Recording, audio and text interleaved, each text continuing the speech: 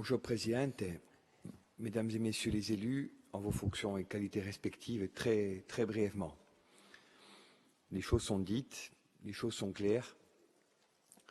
Pour le groupe que j'ai ici l'honneur avec mes amis de représenter, elles ont même été assez largement formulées, et par Julia Tiberi et à l'instant même par Josefa Giacometti, et lui apparenté, mais au-delà du fait d'être apparenté ou pas, s'inscrivant dans une famille, un combat et un corpus de valeurs.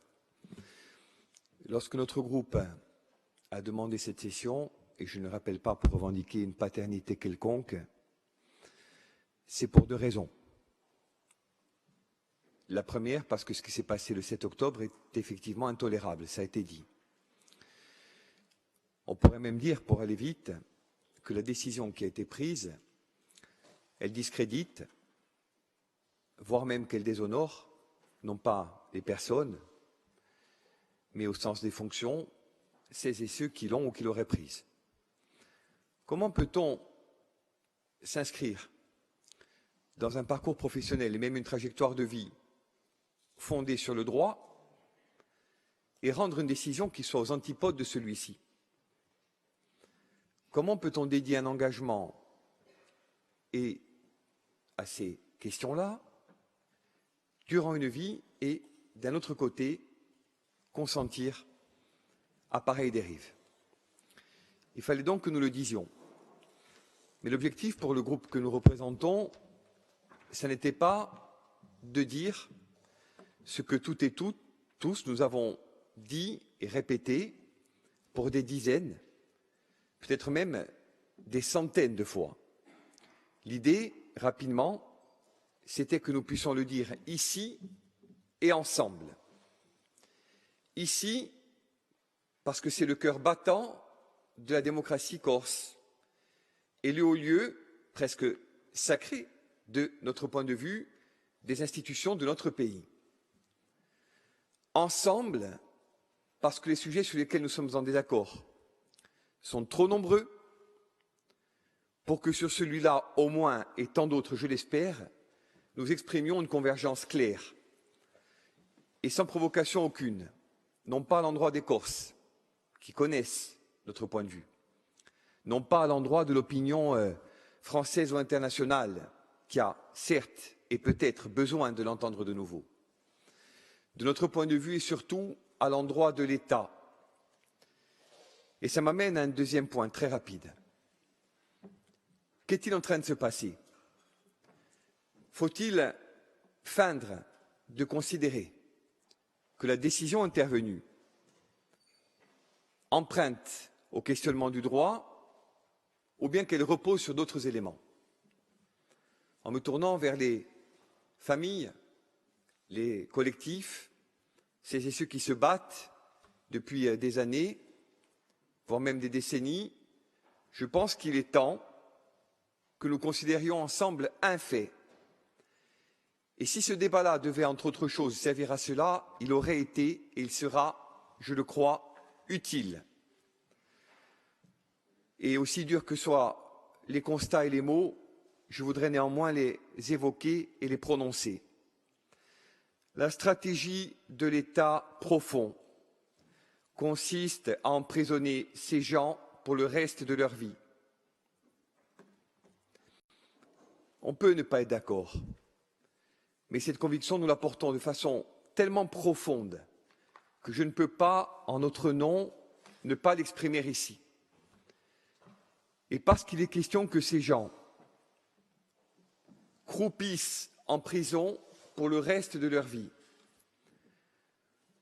parce qu'on ne peut combattre et vaincre que ce que l'on est en capacité d'identifier et de nommer, il faudrait que nous puissions nous entendre sur cette idée que de décision en décision se dessine de façon imperceptible mais résolue une stratégie et non plus une hypothèse qui est celle de la prison à vie, de la perpétuité réelle.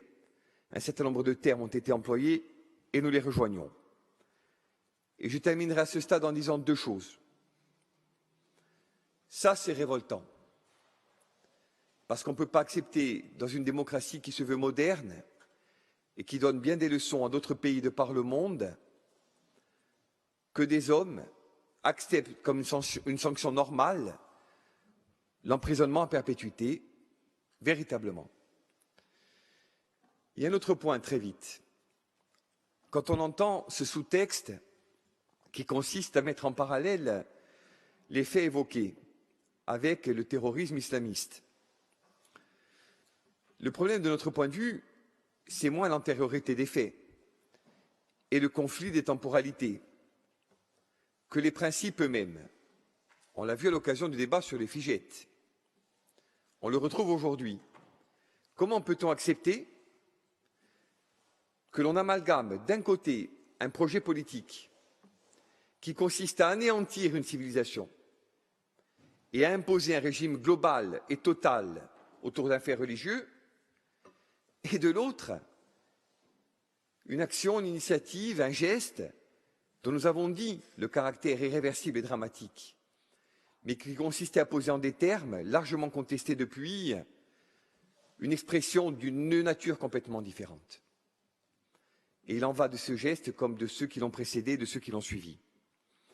Parce qu'on ne peut en aucun moment, que l'on soit d'accord ou pas, considérer sur un même pied d'égalité la violence politique qui s'exprime ici depuis un demi-siècle et celle qui, partout ailleurs, sous les habits de l'islamisme ou sous d'autres, s'abat avec barbarie sur des populations et des structures politiques. Alors, je conclurai à ce stade. Josepha a eu raison, même si nous ne voulons pas faire de surenchère, d'évoquer cette idée selon laquelle l'application du droit commande d'envisager y compris la libération. Mais au moins autant que l'application du droit, ce qui commande d'envisager la liberté, c'est la nécessité d'une solution politique. On peut faire 95% des voix, et par on, je veux parler des nationalistes. On peut être tous d'accord s'il reste des gens en prison, et notamment ceux-là pour des peines aussi longues. On ne peut pas envisager le début d'une solution politique. Et je le dis là aussi, sans surenchère. Alors, terminer à ce stade en rejoignant le propos de mes deux amis et collègues. Quand on a dit tout ça, ce que j'ai dit, ce qui a été dit, ce que d'autres ont dit, ce que d'autres vont dire maintenant, mais qu'est-ce qu'on fait? Pour nous, ce débat, et c'est la motivation première et ultime aujourd'hui de la demande qui a été formulée, il doit permettre d'entrer dans un cycle. Ce cycle, les collectifs qui sont présents ici, ils le font vivre et l'animent depuis longtemps. Et je veux d'abord et d'ailleurs saluer le principe d'unité stratégique qui a prévalu récemment à Corti lors d'une conférence de presse. Puisse-t-il inspirer d'autres pas, d'autres gestes, d'autres initiatives dans les heures qui viennent? Car il est question de cela. Si nous voulons inverser sérieusement la tendance et ne pas se contenter d'un débat de plus, j'allais presque dire d'un débat de trop au regard de la gravité de l'enjeu, il faut que nous posions ensemble les modalités de la suite. Et cela, elle n'appartient ni à cette Assemblée, ni à notre groupe, ni même, ça a été dit par Laurent ou par d'autres, à ces et ceux qui ne sont pas représentés dans cet hémicycle. Elle appartient au mouvement national et au-delà à tout le peuple corse, dans la diversité de ses convictions. Et je veux croire que l'exemple que nous montrons aujourd'hui, s'il se caractérise par un vote unanime, il ouvrira la voie à autre chose. Et je l'espère de tout cœur, au rapprochement et demain à la liberté pour ces hommes et pour leurs familles. Vi ringrazio.